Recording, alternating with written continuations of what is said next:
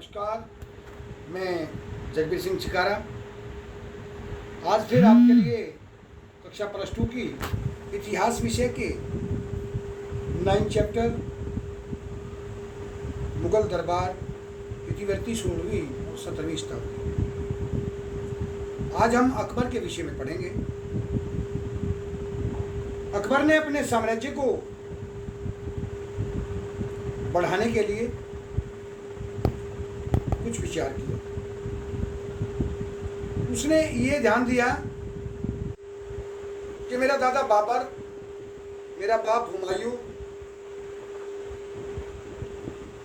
यहाँ इतने दिन रहे, शासन किया, लेकिन भारत के अंदर अपना कोई खास रुतबा नहीं बना पाए। भारतीय उन्हें विदेशी मानते हैं। उसने अनेक धर्मों के लोगों से बातचीत की, सलाह मशवरा किया, बैठकें की।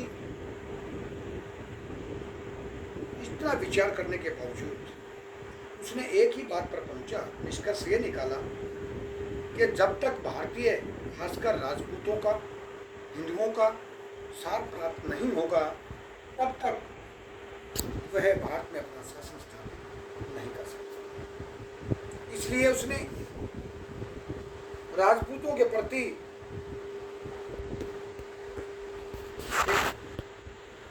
नीति अपनाई, इसको कहते हैं राजपूत नीति। क्या व्यवहार था उसका राजपूतों के साथ, थोड़े मैं इसके कारण बता दूं। कारण क्या थे? काफी दूरदर्शी शासक था राजनीतिक कारण। वह भारत में विस्तृत व संगठित शासन की स्थापना करना चाहता था।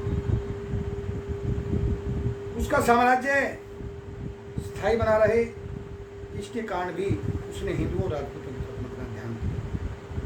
व्यक्तिगत कारणों के कारण अकबर ने अपने अनुभव से निष्कर्ष निकाला कि बहुत से मुस्लिम सैनिक राज्य के कल्याण के लिए नहीं, अपितु अपने व्यक्तिगत स्वार्थों के लिए कार्य कर रहे हैं।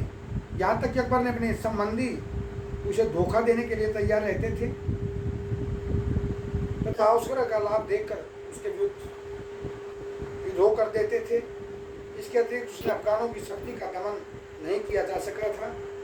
इन खतरों से निपटने के लिए अकबर ने राजपूतों की तरफ दोस्ती का हाथ बढ़ाया। उन्हें अपनी सेना में, अपने शासन प्रबंध के कार्यों में हाथ बटाने के लिए, उन्हें लगाने का जिम्मा उठाया। सेना के लिए आवश्यक, अकबर अपने साम्राज्य के विकास के लिए शक्तिशाली सेना की आवश्यकता थी। उसकी यह आवश्यकता राजपूत ही पूरी कर सकते थे, क्योंकि राजपूत बहुत ही वीर जाति थी और साहसी थे। इसके लिए अकबर ने राजपूतों के प्रति दया, प्रेम भाव, उदारता की नीति का सहारा लिया। राजपूताना की भौगोलिक स्थिति भी एक कारण था कि अकबर राजपूताना की भौगोलिक स्थिति से बहुत प्रभावित था। राजपूताना दिल्ली व आगरा के अधिक दूर नहीं था। यदि अकबर राजपूतों से शत्रुता मोल लेता तो उन्होंने दो धारी तलवार की भांति मुगल साम्राज्य की जड़ों को काट देना था। इसलिए अकबर ने बड़ी सूझबूझ से काम लिया और राजपूतों के साथ प्रेम भाव, रिश्ते नातेदारी अपनाने का प्रयास किया। इसके अलावा परिवार व उस्तादों का प्रभाव। अकबर का पिता हुमायूं, दादा बाबर दोनों ही सुन्नी मुसलमान थे, लेकिन वो कट्टर नहीं थे। उनकी माता हमीदा बानो तो शिया थी। हुमायूं ने भी ईरान जाकर शिया मत को स्वीकार कर लिया था। इस प्रकार अकबर का हृदय भी उदार भाव से भर गया था। अकबर के उस्ताद अब्दुल लतीफ और उसके संरक्षक, जिसको ये कहें, जिसने 12 वर्ष की आयु में जब उसके पिता की मृत्यु हो गई थी तो बैरम खां ने ही उसको उसको हर तरह से शिक्षा दी थी। शांति का पाठ पढ़ाया बैरम खान ने, शुद्धकुल की नीति अपनाई। इसके प्रभावित होकर अकबर ने राजपूतों के साथ उदारता का व्यवहार किया। डॉक्टर ईश्वरी प्रसाद जी कहते हैं कि बिना राजपूतों के भारतीय साम्राज्य संभव नहीं था। बिना उनके विवेकपूर्ण और सक्रिय सहयोग से सामाजिक व राजनीतिक एकता की स्थापित नहीं हो सकती थी। अर्थात उन्हीं के सहयोग से ही भारत में वो अपने साम्राज्य का विस्तार करके शांति की स्थापना कर सकता था। इसके कारण भी उसने राजपूतों के साथ दोस्ती का हाथ बढ़ाया। अब उसने क्या क्या किया? उन्होंने राजपूतों के साथ वैवाहिक संबंध स्थापित किए और अकबर ने राजपूतों का हृदय जीतने के लिए विवाह संबंध स्थापित किए।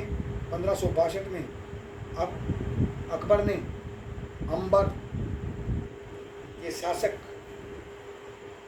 जो आधुनिक जयपुर है, शासक भारमल की बेटी के साथ, जोधा के साथ विवाह किया। अकबर की इस पत्नी से जहांगीर का जन्म हुआ तथा इसी विवाह के परिणाम स्वरूप मुगल साम्राज्य को 4 पीढ़ियों तक राजपूतों की सेवाएं प्राप्त होती रही। इस विवाह के पश्चात बहुत से राजपूत शासकों ने अकबर के साथ विवाह संबंध स्थापित किए और राजपूत अकबर के निष्ठावान सेवक बन गए। अकबर ने राजपूतों के बारे में सुना था कि राजपूतों के साथ मित्रता, राजपूत जवान के पक्के हैं, वचन के पक्के हैं, वे प्राण दे सकते हैं लेकिन वचन नहीं तोड़ सकते। इसलिए भी उन्होंने राजपूतों के साथ मित्रता संबंध स्थापित की और उन्हें उच्च पदों पर नियुक्त किया, जिनमें आपको मैं बताऊं, राजा मानसिंह थे, राजा भगवान दास थे, बीरबल और राजा टोडरमल राज्य के महत्वपूर्ण पदों पर नियुक्त किए हुए थे।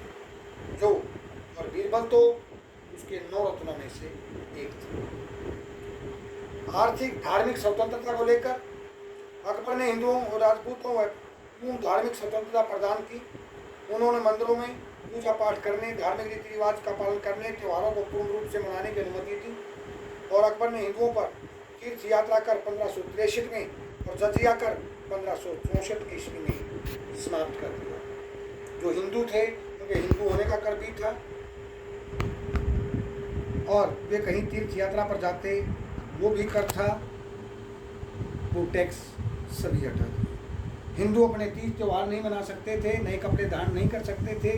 उससे पहले के मुस्लिम शासकों ने अनेक प्रकार के ये बैन लगा रखे थे, टैक्स लगा रखे थे, वो सभी टैक्स हटा दिए और इससे हिंदू अकबर के समीप आते चले, उसे प्रजापालक शासक मानने लगे। राजपूत राज्य की आंतरिक स्वतंत्रता, अकबर ने अपने शासन में राजपूत शासकों के साथ बहुत अच्छा व्यवहार किया। यद्यपि इस शासकों की को वार्षिक खिराज का मतलब कर देना पड़ता था, उन्हें मुगल दरबार में उपस्थित होना पड़ता था, परंतु अकबर ने कभी भी उन्हें आंतरिक मामलों में, राजपूतों के जो आंतरिक मामले थे उनकी स्वतंत्रता थी, उसके ऊपर कोई हस्तक्षेप नहीं किया। अकबर की यह राजपूत नीति शासकों की हृदय जीतने में बहुत सहायक सिद्ध।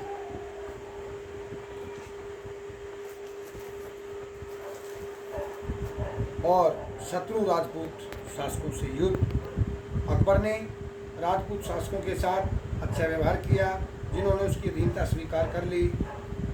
उनमें मेवाड़ के रणथंभौर, कालिंजर इत्यादि के प्रशासक जो थे उन्होंने अधीनता स्वीकार करने से इनकार कर दिया।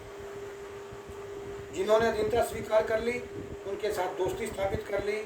जिन्होंने इनमें रणथंभौर थे, मेवाड़ थे, कालिंजर थे, उनके खिलाफ अकबर ने युद्ध लड़े। अकबर ने रणथंभौर और कालिंजर के राज्यों को अपने अधीन कर लिया, परंतु मेवाड़ के साथ अंत तक संघर्ष जारी रहा। अकबर ने इन पराजित राजाओं के साथ भी उदारता का व्यवहार किया, जो एक राजा दूसरे राजा के साथ करता है। इस राजपूत नीति के परिणाम ये निकले कि राजपूत मुगल साम्राज्य के रक्षक बन गए, दोस्ती स्थापित हो गई, मुगलों की ताकत बढ़ती चली गई और अकबर भारत का सम्राट कहलाया।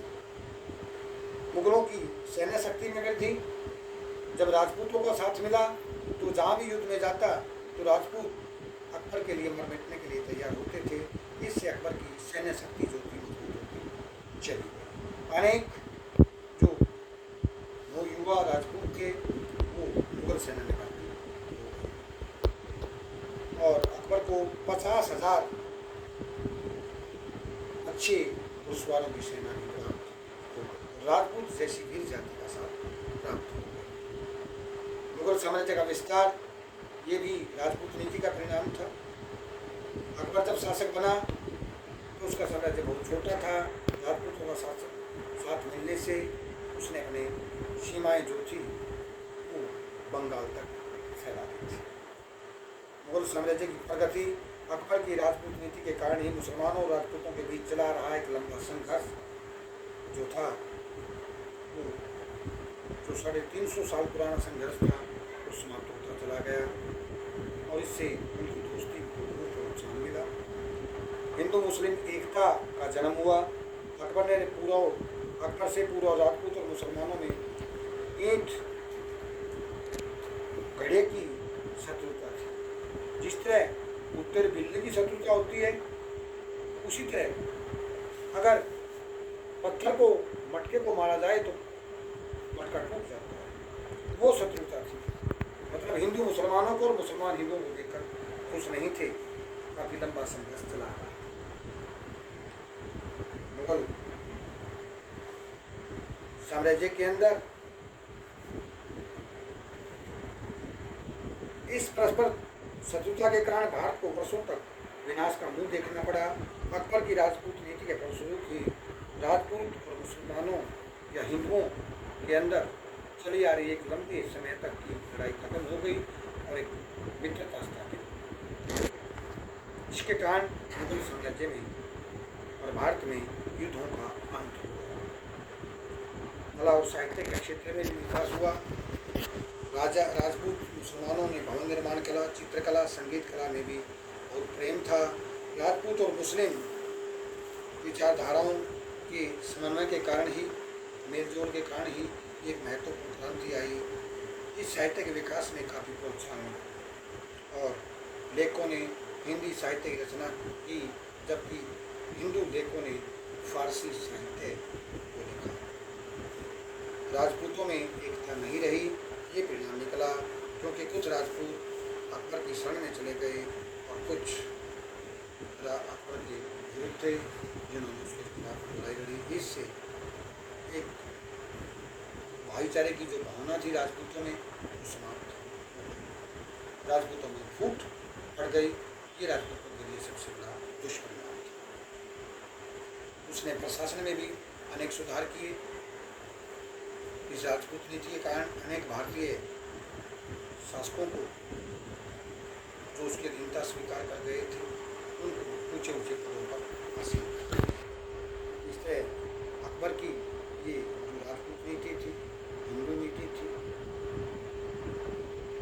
ये आपने पढ़ी। इसके क्या कारण थे, क्या नीति अपनाई, उसके क्या नतीजे। कल फिर आपकी एक नई वीडियो